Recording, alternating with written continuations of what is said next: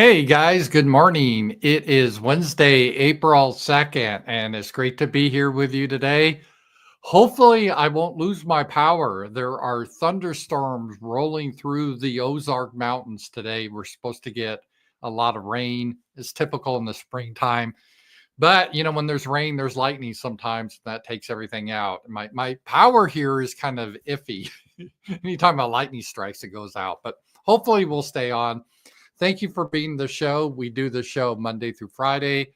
Monday through Thursday, the show starts at 11 a.m. And Friday, we have our kind of kickback evening show. People call in. That's at 8 p.m. Last night, we had a great roundtable. And to join the roundtable, we do that every Tuesday evening at 7 p.m. Central.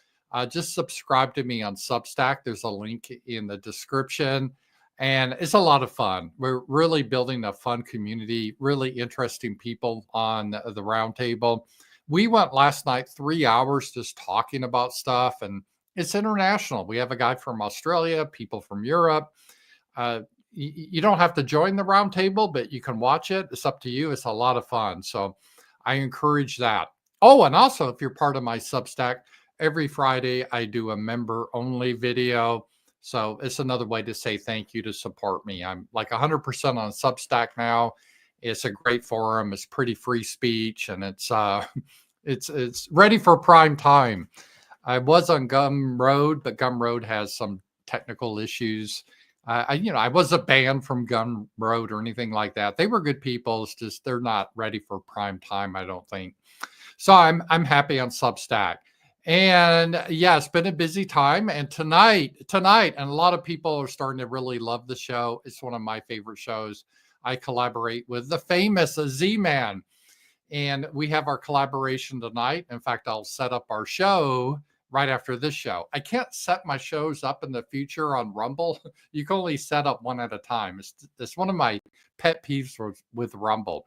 So after the show, I'll set up the show tonight. That's tonight at 7 p.m. Central, 8 p.m. Eastern, and we dive into a specific topic. Tonight, we're talking about AI, and AI is, I'm a believer in it now. I use Grok all the time. It's pretty much replaced Google for me. It reminds me of old Google. It doesn't have all the censoring that Google does, and I really enjoy it. And just the other day, Sasha, she was having problems with her computer. She has an old desktop computer. And I had Grok just walk me through it to fix it. And you could take pictures, load it up to Grok, and it says, oh, yeah, you see that plug over there? That's what you need to use. It's amazing. It really is. So, guys, thank you for that. So tonight, be sure to be here for Z-Man. We keep that show to 1 hour just because of Z-Man's time constraints. So what we ask is how we typically do it. We will start our discussion, and then we'll take your super chats and rants and power chats at the end of the show. So, and if you want to send in a power chat early, just do it right here, Power Chat Live at RAMZPAUL. And then when the show starts tonight, it will be in queue, and we will answer your question. And for this show, I really do appreciate your comments and questions. And there's a few ways you can do it. YouTube has super chats. Rumble has something called rants. Power chats, I love. They work well. And an equivalent to power chats is something called stream elements. So there's a tip feature, and I get that right away too. So a lot of different options, and I appreciate you guys supporting me. It really does help. I don't get US aid money. I don't have Soros money or Elon Musk. I'm not like Ashley St. Clair that can have Elon Musk's baby and get $2 million. Isn't that crazy? So I do appreciate your support on that. Let's see what else. Oh, I wanted to announce yesterday was April Fool's. So I try to do one April Fool's post a year. I had one that actually a couple of years ago, it was like 5 years ago, it went viral. It was on April 1st. It was about, I don't think men should shake hands with women. And it got all these feminists so upset. And there's girls that were crying. It was a meltdown. It was hilarious. And it actually got picked up by the Daily Mail in Britain. I had someone from Britain said, wow, I looked at the newspaper. You were in it. and it was an April Fool's joke I did that actually went viral. So that was like my favorite April Fool's joke ever, at least my widest. This year, I just try to keep it a little believable. But this year's April Fool's joke was not really that believable, but some people believed it. It was about Ben Shapiro. I wrote that Ben Shapiro had second thoughts about what Israel's doing to the Palestinians, and maybe Israel should ease up a bit. And I also wrote Ben Shapiro said, "Hey, I'm an American. I put America first, not Israel. We're having financial problems. We just can't afford to fund Israel." Obviously, that was an April Fool's joke. Ben would never say that. It's more likely Ben would travel to another galaxy than he would ever put America before Israel. So. It was kind of a ridiculous April Fool's joke. Some people fell for it though, but just to be clear, no, Ben did not say that, and he'll never say that. And then we had something that a lot of people thought was an April Fool's joke yesterday, but it wasn't. It was real. What happened near the end of my show? I was just wrapping up. I keep the show to about an hour. Sometimes I go longer based on your super chats. If I get a lot of super chats, I'll stay on, but typically about an hour. And I told you, I had to abruptly end the show yesterday because Sasha came in. She opened the studio door and she said, "Hey, I fell." And I'm like, "Well, this is weird," so because I saw her walk past my studio window here. She was moving out of her apartment, turned in her keys. And I guess what happened is she drives a little Toyota that is a real old car, 2003. She wants to upgrade, but I live, just so you understand, I live on the side of the mountain in rural Arkansas. And I have like two different parking spots. There's one near the house, but then you got to go up the steep driveway that's gravel. Then there's kind of another parking lot up there, just not small. It's not like a Walmart parking lot. And then you go down my street basically until you hit the highway.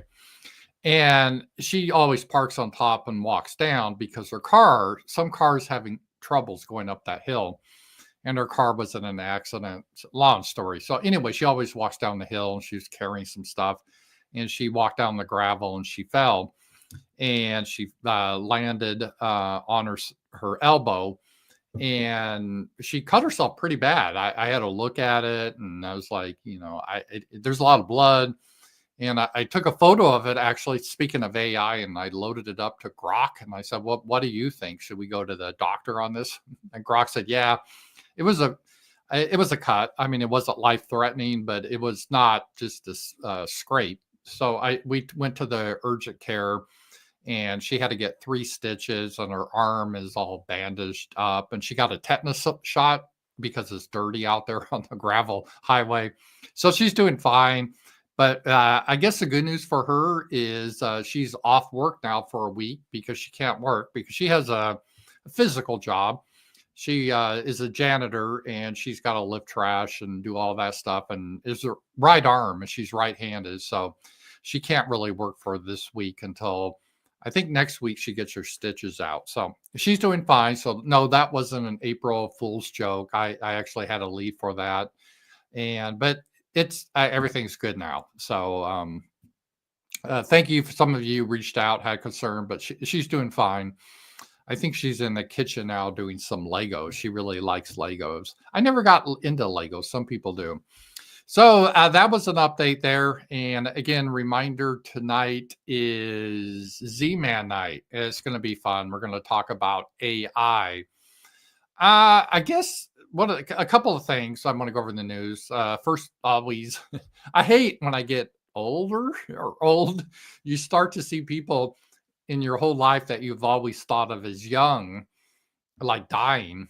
And especially when they're kind of close to your age, or it doesn't seem that old anymore when you get older. When I was a kid, I remember when I was like 12 years old, I thought 30 was old. I mean, people are 30 years old. It's like, 30, they're old. And now it just seems like you're a kid at 30. Well, Val Kilmer, he passed away. He was famous, I guess, in Top Gun. He had a great role in Tombstone. I love that movie, Tombstone. And he played Jim Morrison in The Doors. He was a pretty famous actor. I guess he struggled with throat cancer for many years. And he was a Christian Science type person. And they believe what's really become popular in our culture, just not with, is Scientology different than Christian Science? I'm not sure. But a lot of these people, they believe in, if you don't, if your mind, the reality is not real, it's just your mind. And if you have good thoughts, you can change reality. So he was always careful not to try to say he had cancer, but oh, well, they claim I have cancer. But, if you have positive thoughts, then it won't be real. But of course, reality doesn't care about your thoughts. I mean, it's sad, but it really doesn't. It just does its thing. And so if you have cancer and you have positive thoughts and you believe that you don't have cancer, it's not going to make cancer go away. Cancer doesn't care.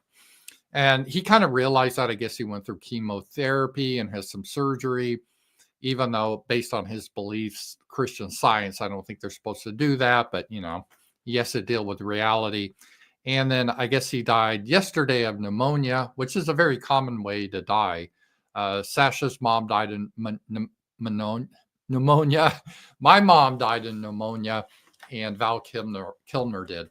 But really, pneumonia death is more of a side effect. It's because you usually have other issues that cause it. And that was kind of like my mom too. My mom struggled with cancer. The cancer really didn't kill her, but she lost her immune system, and then pneumonia killed her. And I imagine that's what happened to Val Kilmer. But it kind of shows, a couple of things. 65 to me doesn't seem that old. And he was rich and famous and had everything and good health, And here he is dead at 65. So it shows you can't always count on that you're going to live to be 100. I think a lot of people, it's a cope, and they think, oh, well, I'm going to eat right. I'm going to avoid seed oils. I'm going to do everything proper. And I'm not saying that's bad, but they have it's what I call a contract with the universe, meaning, because I do these things, the universe has to allow me to live to be 100 years old. And not only that, in great shape.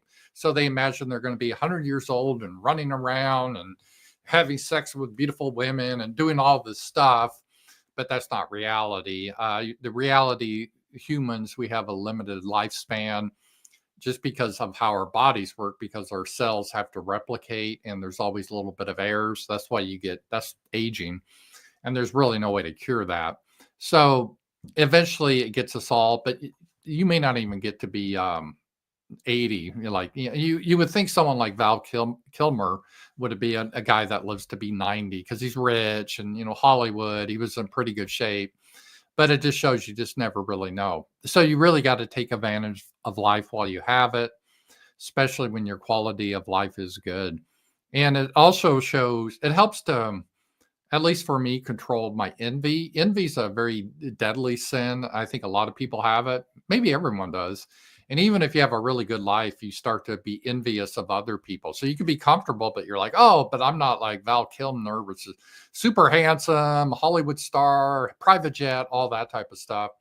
But, I bet he would have traded his life with mine in a second if he could be healthy, right? And so that's how it is. Or like Bill Gates, if he lost all, would he give up all his money to be 20 years old again and start over? I bet he would, So you got to enjoy what you got and enjoy your blessings. So whenever this happens, I try to think of that because Val Kilmer, just 65, and he's gone. All right. A couple other things that happen. The Wisconsin vote, Elon Musk spent a lot of money to try to defeat this lady that was running for Wisconsin Supreme Court, Susan Crawford. And it failed. Susan, unfortunately, she's a liberal Democrat, won. And it wasn't like she got 80% of the vote. She got 47% of the vote. And the key for this, a couple of things. One thing is very hypocritical because the left is always screaming about, oh, we got to get these billionaires out of our politics. And Elon Musk was trying to interfere in our politics with money. But Bernie Sanders, this is his message a lot. But you notice Bernie Sanders never bitches about Soros. So the left has always had their billionaires that have bought elections. And that was no issue with them when Soros does it. But when Elon Musk does it, like for our side or the Republican side, all of a sudden that's a crisis. My idea, in my ideal Ramsey kingdom, I would have a small democratic component to the parliament system. It'd be very limited who could vote. But one of the things I would do, I would make it illegal to get campaign funds. People wouldn't campaign in a traditional sense. You shouldn't need money to campaign. It should just be, let's say, 60 days before the election, both candidates get up and state their positions, and people that are interested can hear it. You shouldn't need ads and all that type of stuff. I'd make that all illegal. But that's part of our problem that we have in our system of so-called democracy. Is democracy, unless you really put a lot of controls on it, becomes just rule of the rich, because rich people can buy candidates and influence candidates, because candidates need millions of dollars to run. And we see this in everything, and it impacts how our foreign policy and everything is run. Off the top of my head, I'm just thinking of Tom Cotton of Arkansas. Arkansas, we're a very red state, conservative.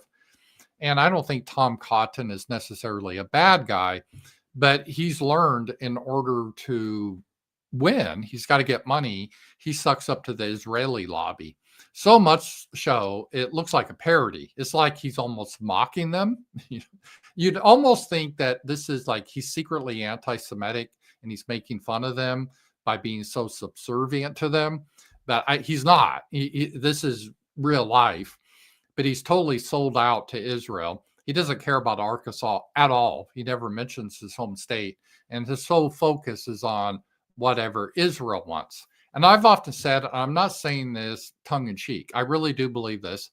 If you had these thought, I know these thought experiments there can be problematic. I get it. But here's a thought experiment. If you had to say, Tom, you have a choice, either everyone in Israel dies or everyone in Arkansas dies, which do you pick?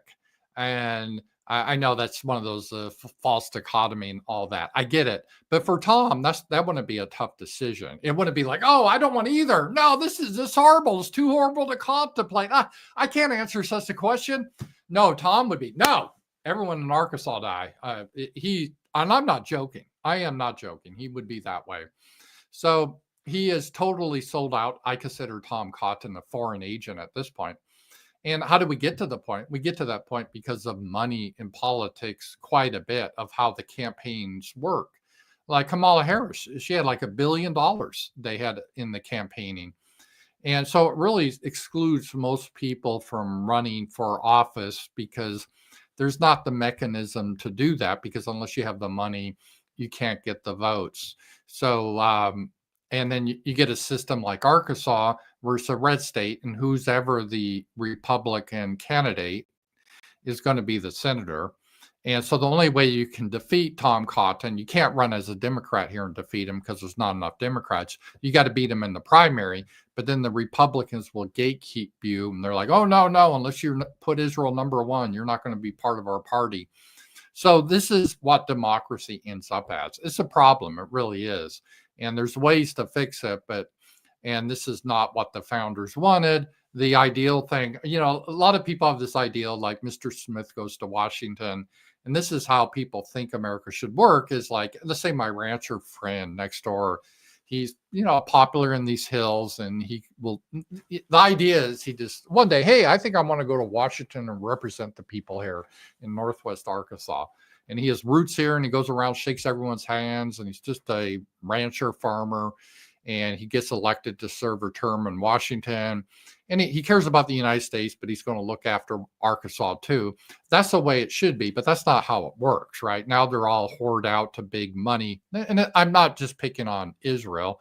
You have the pharmaceutical industry, the military industrial industry. So you have to get all these bribes, and then there's strings attached. So then you have all these congressmen and women that are basically whores. They don't represent us. So I'm not really a big fan of democracy. Not that we really have democracy anyway, as we see around the world. They try to stop Trump from even running by convicting him. Remember, Colorado was trying to push him off the ballot. The Supreme Court ruled against that. but they tried. And in France, they eliminated Le Pen because she was going to be winning. Romania, the guy that won was right winger. They just invalidated the election. Germany, they're trying to get rid of the AfD because it's popular. So we're not really a democracy, even if you were supportive of democracy. And part of democracy is you're supposed to have free speech, open debate. And obviously in Europe, you don't have free speech or open debate. If you say something that the government doesn't like in Europe, they will arrest you. So this is the system we're in right now. But what this means was Susan winning in Wisconsin is the big fear is now, because she's a political hack, they're going to redistrict Wisconsin. And I believe they have 7 representatives, 6. Yeah, there's 6, no, there's 8 representatives that are from Wisconsin that are in the U.S. Congress. And right now, 6 out of the 8 are Republicans. And what they want to do, they want to redistrict it. So in the next election in 2026, I think it is, November 2026, they'll divide it up, gerrymander it, so they get more Democrats to win over Republicans. So the Republicans now will probably lose 2 seats there. And right now in the House of Representatives, there's 218 Republicans, 213 Democrats, and there's 4 vacancies that they got to fill. So it's really close margin. So with this win, the Democrats will probably get 2 more. So they'll go up to at least 215. The Republicans then will be down to 216. And then, so it's very easy. The Republicans are probably going to lose the House now. They might have anyway, because typically in midterms, the other party does well. But it's going to be difficult for the Republicans to hold the House, which is important because the House, they determine a lot of the spending bills and so forth. And Trump wants to have no taxes on tips or no taxes on Social Security. All these things that Trump is proposing economically is going to be very difficult now to get through the House of Representatives. It was already difficult because some of these Republicans are kind of cucks and they're more Democrats anyway. So this was bad news for the GOP yesterday. This corrupt woman, and again, women shouldn't be judges. They shouldn't be in the judicial system. But because she's in there, they're going to redistrict it. So that's going to be tough for the Republicans. Now, a lot of people are saying, oh, if the Democrats get control of the House of Representatives, they will impeach Donald Trump again. And it's like, yeah, whatever. I mean, it doesn't mean anything. Impeaching someone, it used to be back in my day when I was young, the threat that Nixon would be impeached was like, oh no, we have a constitutional crisis. But now impeachments are done like all the time. I think it started with Clinton. Remember Bill Clinton got impeached? And didn't Trump get impeached twice? It's totally irrelevant, because when you're impeached, nothing happens. It just goes to the Senate for a trial. And you got to get 2/3 of the senators to vote to remove you. And that means 67 senators, and the Republicans have a majority in the Senate. The Democrats aren't going to get 67 senators to be able to remove Trump. So it's sort of irrelevant. So I guess they can have fun and waste money and try to grandstand and impeach him again. Hey, why not? Impeach him 12 times. Who gives a shit? But it's not going to remove. It's not going to remove Trump. So I disagree with that scenario. So let's see here. Let me see here. Here we go. And there was some good stuff that came out of Wisconsin. Let me just show you right here.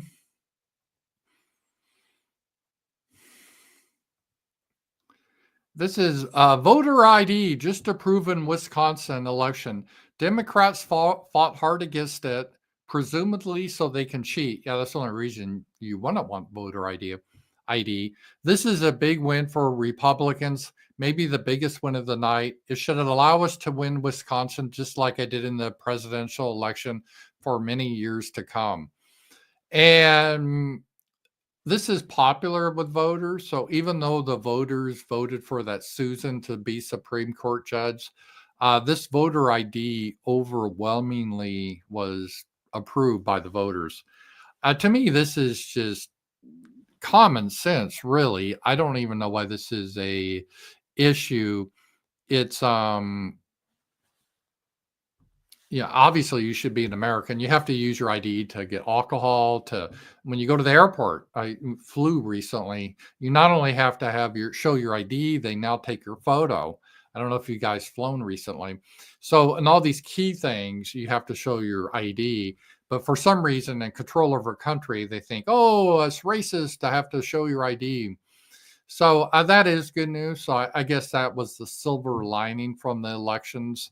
And that's where we are now. Hey, I got a super chat. Thank you very much for this. I appreciate this. And this is Don Davis. Thank you, Dan Davis. I'm sorry, Dan. I got a cataract. I got to get removed from my eye. It's no big deal. Everyone, when you get a certain age, all of you will get cataracts. It just happens. So I got to get it removed here. I had to save up my money for it, but hopefully soon I'll have that surgery. You mean you didn't see Ben American as American first icon? I cannot believe it. Yeah, I know. It was a shocker. A shocker that Ben really didn't put America first. It is funny because when you bring that up, oh, that's the canard, that's the trope, but then it's true. It's true. So yeah, it'd be funny if he did that, but he never will because his loyalty is to his ethno state, So I guess that makes sense, but that's what he is. All right. A couple of things too. Donald Trump declared today, April 2nd, as Liberation Day. Liberation Day. And this is the day he's announcing, I guess, tariffs on a lot of countries. And there's a little bit of hypocrisy here by the EU, Canada, and other nations about, oh, how dare Trump put on tariffs? That's just a tax on people. Oh, we believe in free markets, free trade.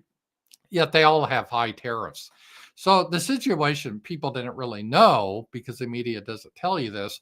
Canada had a lot of high tariffs on us. They still do. So did Mexico. So did Israel. So did the EU. And they have the tariffs to try to protect their industry. Well, Trump is like, why should we be played as suckers? If you guys have high tariffs on us, we're going to put tariffs on you and bring American jobs back in the United States. Because again, remember the purpose of tariffs. Well, one, it can generate revenue.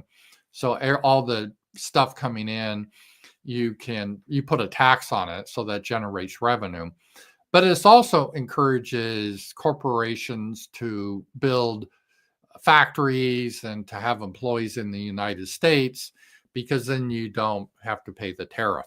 And there's ways loopholes to get around that. And I don't know how closely they're going to guard the loopholes. And what I mean by the loophole is, let's say you're for Toyota, right?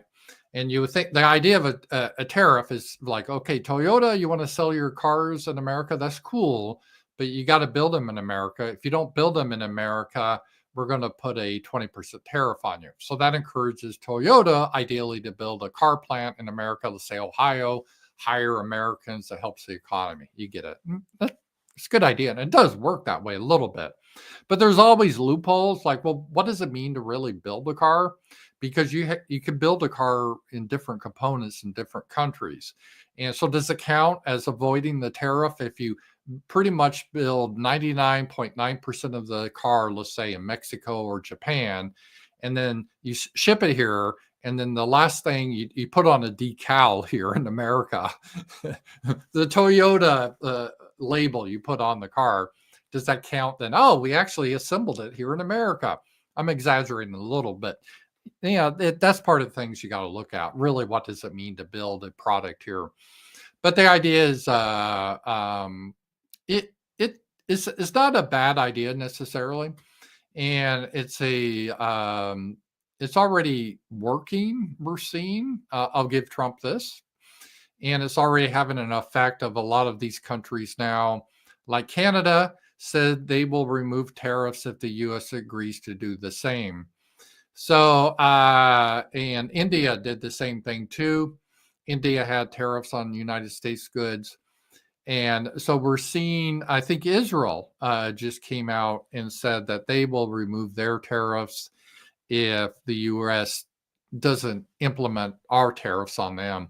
So again, these countries already had tariffs, and maybe this is what Trump was doing, is more of a negotiating thing. If so, it worked. So it was basically a threat saying, hey, if unless you, for example, let's say if Trump just came in and said, Canada's not fair, please remove your tariffs. And Canada's like, I don't think we will. We'll listen to you, but I don't think we will. And they'll drag their feet. But now Trump is saying, okay, if you're not going to remove your tariffs, we're going to put our tariffs on you. And that gets their attention.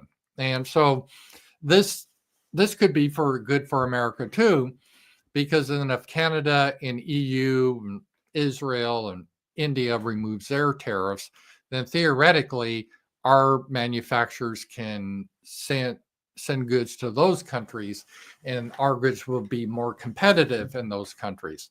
Because right now in those countries, they're not competitive. So let's say if you sell maple syrup, which we do, we have maple syrup in the United States, and we want to send it to Canada. Well, Canada's like, no, we want to defend our maple syrup, so we're going to have 100% tariff. So, and then when it gets in the stores in Canada, American maple syrup is a lot more expensive, twice as expensive as Canadian maple syrup. So no one buys American maple syrup. So Americans don't even send it in Canada.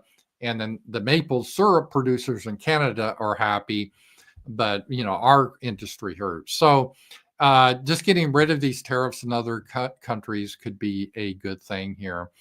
A couple economic news here that is pretty good, that Trump is, he's only been in 2 months. I know there's been problems in the stock market. Bitcoin initially crashed, although it's recovering now. But here's one, is private companies added 155,000 jobs in March, more than expected.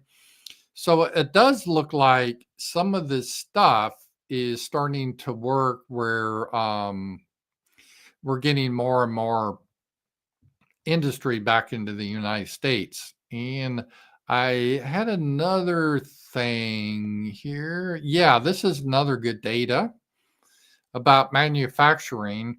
Already Trump's threats of tariffs have brought back manufacturing jobs in the United States. So we were all gaining jobs, and under Biden, the manufacturing jobs were losing every quarter. But now, because of the threat of tariffs, a lot of these factories are saying, okay, we're not going to offshore jobs to Mexico or Israel or wherever, India. We're going to actually do the work here in America. And we've seen the change. And I think a lot of this has to do with Trump and his potential tariffs. So that's good news. So I'm happy with that. And I do think tariffs, or at least the threat of tariffs, can make a big difference. And it's good that Trump actually seems to care about Americans, unlike Biden. So this is a good thing here. Let's see what's happening here. A couple other things that are going on. There's rumors that we're still bombing the Houthis for whatever reason, and we're threatening to bomb Iran. And a lot of people said that this is going to happen. And here's our aircraft carrier shooting missiles at Houthi positions. And Houthis are terrorists. Well, I guess, I don't know. I don't know if they really are, because they're attacking military targets. I guess you could consider them the enemy. Well, just a little background why the Houthis are attacking shipping through the Red Sea. Not all shipping, but American shipping and Israeli shipping and some others. And you ask, well, why are they doing that? Are they demanding money? No. So they're not saying, hey, you got to give us money or we're going to attack your ships. They're not acting like pirates. They're saying, hey, United States, you are supplying money and weapons to Israel. by far the most, right? We give a lot of money to them, always have, probably over $1 trillion since after World War II. And you are funding the, I don't know, ethnic cleansing, genocide, or whatever you want to call it, of the Palestinians. And we don't like that because there are Muslim brothers. So we're going to consider Israel and you as the enemy. And we're going to use our drones that we get from Iran. They're cheap drones, like $20,000, to attack shipping. And it's worked. It's worked. Remember, Joe Biden actually attacked the Houthis too. And it was an American defeat. It was an American defeat because it didn't do any good. The Houthis, they have closed the Red Sea to shipping, and there's nothing we really can do about it. And we can when we say, yeah, we can bomb them, but what does that really mean? It's not like they just all hang around some base in the desert like a James Bond movie. Like, all the Houthis are right here. It's like an anthill. Let's send your bombs there. No, they live in the cities, right? They don't necessarily wear uniforms. They're guerrillas.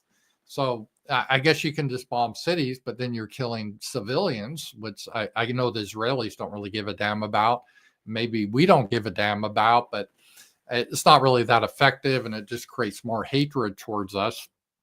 So, yeah, we can shoot off all these bombs, but the fact of the matter is the Houthis, they got like an unlimited supply of these cheap drones. And the problem with the shipping is the ships that go through the Red Sea, even if they're not sunk by a drone, they can't get insurance because insurance is like, yeah, we're not going to insure you if there's a risk a lot of your cargo is going to be damaged by a drone. And so the shipping, they can't go through the Red Sea. They have to go around the Horn of Africa. That makes it a lot more expensive. So we sent ships there in the Red Sea initially to shoot down the drones. And yeah, we can shoot down drones. But the problem is one of the drones that they get is worth like $20,000. And our missile to shoot it down costs like $3 million. So you see the problem here, right? You see the problem. We're running out of missiles. These missiles are expensive to build. You don't build them overnight. And we're wasting them on these cheap targets. As I said, it's sort of like you have a cockroach problem in your home. So you take out a rifle and you start shooting at cockroaches. I guess you could do that, but it's not going to really do a lot of good. Maybe you'll hit a cockroach and kill one cockroach, but it's a stupid way to do it because there's so many other cockroaches. Shooting cockroaches with a rifle is just a silly way to do it. You got to use poison or some other tactic, not a bullet. But that's what the United States is doing here. We don't know what else to do. So we fire off missiles in the desert, which is, okay, I guess we can do that, but it's not going to really change anything. It's not going to make them stop, and it's not really going to disrupt them. So that is what's happening there. So we attack the Houthis, but that doesn't really do anything.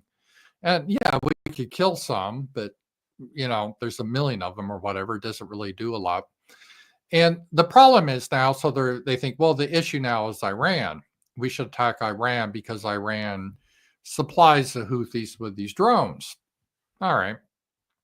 And Israel wants Iran taken out because Israel they had back in the 90s, so it's been 30 years now, they had their Project Breakaway, I think it was. And it was fascinating. They had detailed in advance what they wanted America to do. They wanted us to overthrow Saddam Hussein in Iraq, which we did.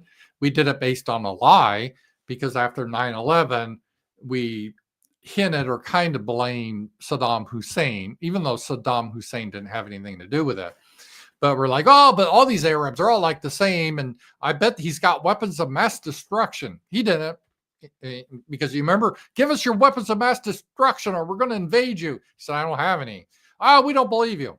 So we invaded, destroyed Iraq, created a mess there, created all these refugees that hurt Europeans. And it turned out it was all a lie. He didn't have them. But it was just an excuse, a pretext to invade Iraq because Israel wanted that. And then Syria was next on Israel's list with Assad. And we fought there forever, started the creation of ISIS. Finally, Assad has fallen, but it's a mess there now with the Turks and who knows really running Syria has turned into a mess. They're butchering Christians now in Assad. Not that Israel cares that Christians are being slaughtered, but that's happening. So the third one then was Iran. And this goes back to the 90s. That was the big one. They want to defeat Iran. And so they're looking for any excuse they can to get the United States in a war with Iran. So the reason we're supposedly going into this, maybe a war with Iran, is because Iran is giving the Houthis drones that the Houthis are using to stop shipping in the Red Sea, because we are supporting Israel in their ethnic cleansing of the Palestinians in Gaza. Not that I really care about them, but we shouldn't be involved, right? So if we weren't even involved in the situation, if we were a country like George Washington wanted us to be, not in any foreign entanglements, we are for the United States. We're not against Israel. We'll trade with them, but we will treat Israel like we treat Ireland or Norway. It's just another country. And we're willing to trade with anyone. And as long as you don't mess with us, we're okay. We're not going to get involved. Just think how much money we would have saved and how much more peaceful the world would be if we didn't get into this proxy war with Russia in Ukraine. I think I'm going to do a video about it too, because it was actually a war between, it wasn't a war between Ukraine and Russia. The United States was running the war more than most people realized. All the tactics and everything was run by US generals. So we had that stupid war with Russia that looks like we lost. And now we're looking to get into some sort of bombing campaign with Iran, potentially. But again, we have no business doing this. Let's say if we just stayed out of the Ukrainian mess, we wouldn't have had the issue there. And millions of people would still be alive. Let's just say if we didn't get involved with the Middle East situation, say, Israel, we're not going to fund you and be on your side for all the stuff you do. You got to stand on your own. We want to have this issue. But because we get involved with these issues, it creates problems. And why did we get involved with these issues? Well, because our politicians, including this guy, are basically paid off foreign agents. I don't know how else to say this. This is Tom Cotton. Are you aware of, and finally, again, he's a senator from Arkansas, but if you check his X feed, you would assume he's from Tel Aviv. But I guess he's from Arkansas. I don't know if he's ever been back here. I doubt he ever comes back to Arkansas. He doesn't care about Arkansas. He cares about Israel because they pay his bills. There's some hysteria about the prospect of the president ordering these strikes, or someone like you in uniform providing him advice, that it's going to lead to another forever war or another endless war. Are you aware of operations? So what he's trying to do, Tom Cotton, is trying to mock the notion, because people are tired of, we have been in a forever war, it seems like, in the Middle East. My whole life has just been constant bombing by the United States, right? There is Iraq, there's Afghanistan, there's Syria, there's Yemen now. I can't even keep track of all the wars that we've been involved with by dropping bombs that have accomplished nothing but trouble. Nothing. They've done nothing, no good whatsoever for us. And he's trying to mock that notion, like, oh, how dare you? Oh, well, these people are crazy. A forever war. Well, my whole life we've been in it. Hasn't done shit. I don't see how constantly putting Israel first makes American lives better. I guess it makes Tom Cotton's lives better. He's an American, makes his life better because he gets paid off by the Israelis so he can win elections, so he has a cushy job and he's got power. Okay, it makes Tom Cotton's life better to do these constant forever wars, but it doesn't make the people of Arkansas life better or your life better. So this is where we are now. This is where we are. And Trump, I like Trump on like 90% of the stuff, but he's got this, there's a neocon dawn that comes through sometimes, and he gets influenced by these neocon boomers. We got to bomb Iran. We got to be tough. Hoorah. And so I think there's a good chance we will throw some Tomahawk missiles and have some stealth bombers go over there and drop some missiles on Iran. And then they'll show the nice little bombs going off and blowing up a factory or a bridge or whatever. and it will get the neocons all excited, go, yeah, kick ass. Yeah, we kick some Iranian ass. And that's all nice and everything. But I'm not sure really what that will accomplish. We don't have the ability to really conquer Iran unless we send in troops, and there's no appetite for that. And Iran, they're not Iraq. They're fairly sophisticated, and they have hypersonic missiles.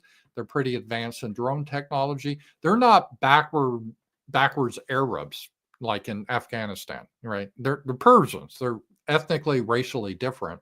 They're fairly intelligent people. I wouldn't want to live in Iran. I don't like the religion, but they're not like the others. And so it's not like Afghanistan. They have some pretty sophistication, and they theoretically, with those hypersonic missiles, what if they should sink an aircraft carrier? That would create a crisis. There's just no benefit for us to attack Iran, and attacking Iran is not going to serve any function. It's not going to change them. It's you blow up some buildings because just think about this. Already, Iran knows they're going to probably be attacked, right? So anything of value, they're going to put way underground. They're going to get, they're not going to have their troops all in one location where they can easily be bombed or whatever. And I'm sure their command and control headquarters, unless they're totally stupid, they're not just sitting in those buildings. They've already evacuated those buildings or somewhere else. So it's just a PR thing, the bombing will be. And it won't change anything. But, maybe it'll make Israel happy. I guess that's the whole goal. So I hope Trump doesn't do this. And I hope if anyone has influence over Trump, like J.D. Vance, they tell him not to do this, that this is not American first. There's not an appetite for this. Americans in general, the reason they voted for Trump was because of the border. Let's defend the border.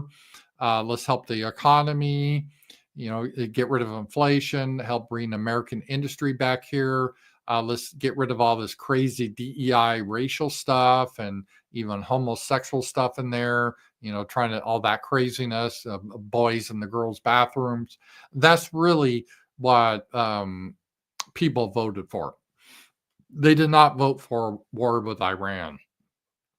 But the problem is the Zionists, which are a very small portion of the Republican Party, but they have a lot of money. Like Sheldon Adelson, he's dead, but his wife has hundreds of millions of dollars, and she gave millions of dollars to Trump. And again, there's always strings attached. So this is where we are, is that small percentage has an undue influence over the party and over Trump. So if Israel wants us to bomb Iran, we will probably bomb Iran. And again, it'll be this. Hopefully, Iran won't fight back and destroy an aircraft carrier or something. That would be something pretty wild. But let's just say if that doesn't happen, again, nothing's really going to change. There'll be a bombing. There'll be some cool photos on X you can look at of bombs going off and buildings blowing up, and you can go, yeah, kick ass, and so you can feel good about yourself. But it's not going to change anything. So I imagine that's where that will happen there. So it's pretty crazy. Okay, and a couple other things that I think Trump should really move away from is, and this wasn't even an election issue, but according to a report, President Trump does not rule out military force to take over Greenland. And I joke, we can make a excuse to declare war on any country. But yeah, Greenland, again, is dumb. I'm okay if Greenland, the population, wants independence. If they want to join the United States, I would be, I don't know. I don't even really want Greenland part of the United States because there's only 56,000 people there, and they're mostly Eskimos, and they're mostly on welfare with Denmark pays for them. And so they're not going to really add a lot in human capital. And the people that are there are pretty liberal because, they're on welfare. And so we would get 2 more Democrat senators, and I don't, probably it's such a small population. Maybe they'd have one representative that would be a Democrat. We don't need more Democrats in this country. We really don't. So I wouldn't want them as a state.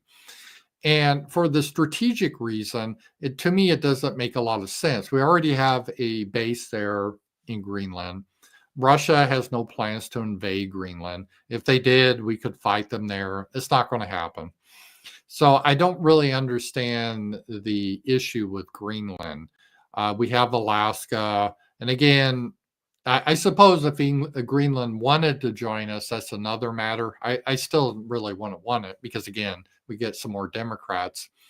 But the idea of hostilely taking them over, it's a little bit, it doesn't really, it does, we can't really complain about Russia taking over part of Ukraine when there's a history of Russia controlling Ukraine, when we are just blatantly taking over countries that were never part of us ever. It's just kind of crazy. And so I don't really understand the Trump's fascination with Greenland, and it's not a politically popular position. The same with Canada. I don't know. Canada, I think right now is, because of immigration and stuff, a hopeless cause. And there's a lot of Canadian viewers I have, and I've always loved Canadians. I really have. I think there's some good people there. I miss the old Canada back in the Red Green show, I think it was called. We're Canadians, the great up north are white people with funny accents that said, love hockey and curling. That was cool. I like that Canada. But this is a modern Canada. Let me just show you here.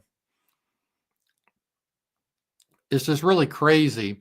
This is the elections that are coming up. And it looks like the Liberal Party, that was the party of Trudeau. He stepped down, and I think Mark Carney is head of the party now.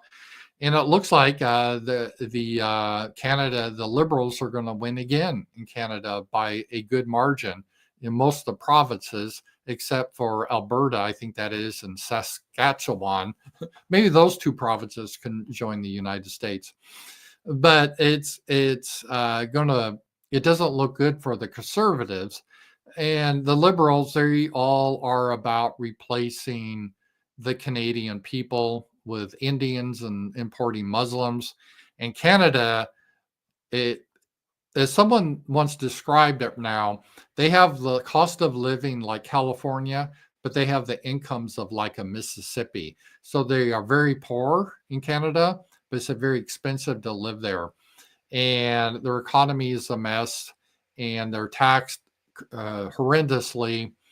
And again, they're losing their identity. It used to be a safe place to live, but because of all the immigrants they've imported there, it is really crazy. And here's the University of Canada, a photo of the University of Canada. And this isn't propaganda. This is real.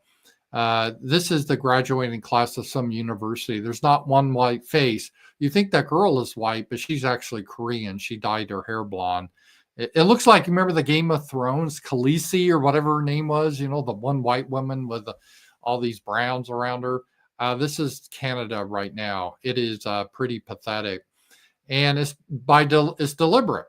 I know a lady I'm friends with, and she got her medical degree recently in Canada a couple of years ago. And the only reason she got in medical school, she's white, blonde hair, blue eyes, because she, I guess, has some Indian ancestry. That's the only reason she was allowed in. She said there was no white men in the medical school in Canada. They've totally blocked them off from there. So it's a horrendous situation, especially if you're a white Canadian. There's no opportunities. They're actively trying to replace you. It's a disaster. So the idea that Trump wants us to take over Canada as the 51st state is just madness. It would be the largest state. It would then get more electoral votes than California. It would every election vote for the Democrats. Based on that, based on California and Canada, the Democrats would never lose another presidential election. And we would end up like Canada, endless immigration, where we would end up like Canada as a third world country, where basically now their healthcare is, well, why don't you commit suicide? That's their answer to everything now. I'm not joking. With their maid, it's like, yeah, it's just better to kill you now. It's a dystopian society that's up there. It's really sad what's happened in Canada. We don't need that. If anything, we should wall Canada off, maybe get some refugees, white Canadians that are good. We could sneak in the country, but wall up the rest and let them freeze to death and starve up there. We shouldn't be a part of it. It should not be part of the United States. So I don't know Trump's fascination with that. I am not a big fan of that type of stuff. That is for sure. All right. Oh, let's see here. A couple other things. A hoax that was debunked recently. Let me bring this up for you guys to see. There was a 2020 study went viral claiming that Black infants have a much lower survival rate if cared by white doctors.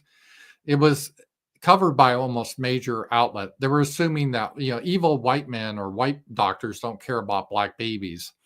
And even the Supreme Court judge, this low IQ African, cited it in dissent.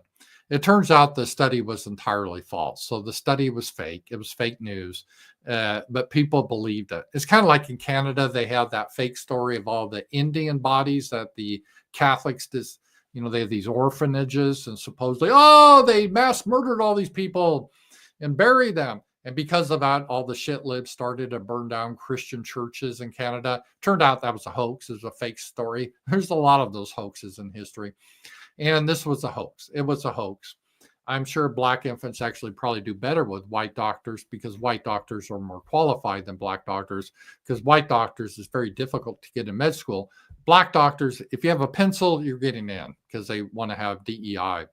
So again, this was another racial fraud. And it was debunked, but people still believe that. And it is crazy. Let's see here. What else? We're about wrapping up here soon. Let me just double check, see if I answer any other questions. And remember, tonight, Z-Man and I are doing our show. It's going to be a lot of fun. It is with AI. And I encourage you guys, if you haven't already, to be ready for the show and show up. And we start the show at 7 p.m. and then we'll take the questions at the end. And one of the ways to keep the show going on is to help support us tonight. So really look forward to super chats and power chats. And I split the revenue with Z-Man. So if you like this type of material or shows, please support us tonight. And it will be good so we can keep on this content. But guys, it's been a fun show. I try to keep this show to an hour now. And I appreciate you being here. And just remember tonight, Z-Man's going to be on. And I will talk to you guys later. So bye-bye.